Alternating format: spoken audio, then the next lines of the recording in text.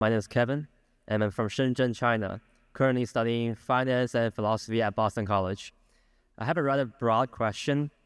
In this more and more globalized world, what do you think our younger generation can do to best leverage our background and experience of both China and U.S.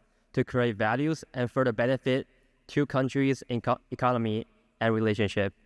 And what do you see valuable in a person with a multicultural background? Thank you. Well, I think in answer to the last question, I think it's terrific to have a multicultural background.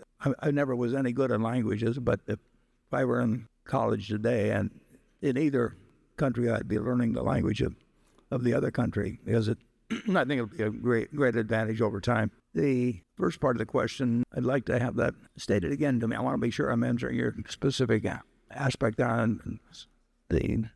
I think it's going to be good for your future, but I'm done. Can we have the microphone on up there again? So the first part of the question is, what do you think our younger generation can do to best leverage our background and experience of both China and U.S.? Well, I'd start with being multilingual. I mean, certainly in terms of, obviously you want to be able to express yourself in both. And the better you can understand, obviously, the culture of another society, obviously that's a benefit. But I think the market system, modified as it may be, both in China and in the United States, the way it really does, there will be an invisible hand to some extent that does work to improve the lot of future generations by the fact that both China and the United States and the rest of the world is improving. I mean, it is much better, in my view, particularly in a nuclear world,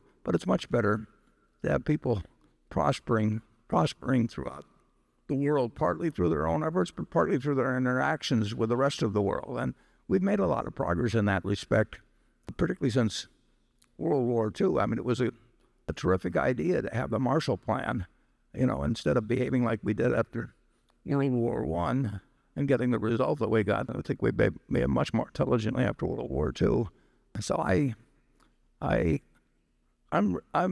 bullish on the future of the United States, but I'm bullish on the future of China and to a significant extent, the rest of the world. People are going to be living better 10, 20, 50 years from now, and I don't think that's something that can be stopped even. Charlie, absent weapons of mass destruction. Yeah, well, the multicultural stuff, it wouldn't do you much good to be fluent in both English and Chinese if you were, say, a proctologist in China or a proctologist in Nebraska. So if you're going to use your multicultural background, you've got to work at some interface between the United States and China. And you can raise money in the United States and invest it in China like Li Lu does, or you can be some kind of an importer or a trade specialist. But you got to get near that interface to benefit from being bilingual and so on. But you would bet that the interface will be substantially greater. Huge. Yeah. Huge. And that's what you want to prepare for. Yes, and I think that generally speaking, that when you get multicultural, you can also be multidisciplinary. But generally, I think people make more money if they're very narrowly specialized, like the proctologist.